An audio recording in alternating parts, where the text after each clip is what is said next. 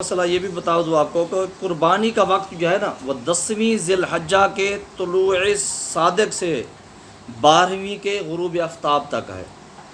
10ویں ذی الحجہ جب ہوگی نا، اس کی صبح صادق جب ہوگی تو اس وقت سے کیا ہوگا، قربانی کا وقت شروع ہو جائے گا، ٹھیک ہے نا۔ پھر کب ختم ہوگا؟ جب 12ویں ذی الحجہ ہوگی، اس کے غروب آفتاب تک، مغرب تک، اس وقت قربانی کا وقت ہوگا، اس کے بعد ختم ہو جائے گا، ٹھیک ہے نا۔ اچھا، یعنی اس کا مطلب یہ ہے کہ 3 دن 2 راتیں قربانی کے لیے کتنا ہوتا ہے وقت؟ 3 دن اور 2 راتیں ہوتی ہیں، اور ان دنوں کو ایام نہر کہتے ہیں، ایام نہر کہتے ہیں، ٹھیک ہے نا۔ اور 11 سے 13 تک 3 دنوں کو ایام تشریق کہتے ہیں، ایام تشریق کہتے ہیں، ٹھیک ہے نا۔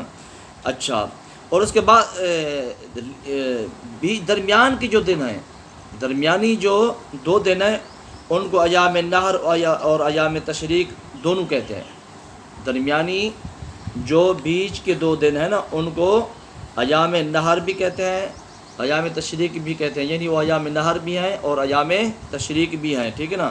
اور پہلا دن یعنی 10ویں کا دن، 10ویں ذی الحجہ کا دن، وہ جو ہے صرف یوم نحر ہے، یوم نحر ہے۔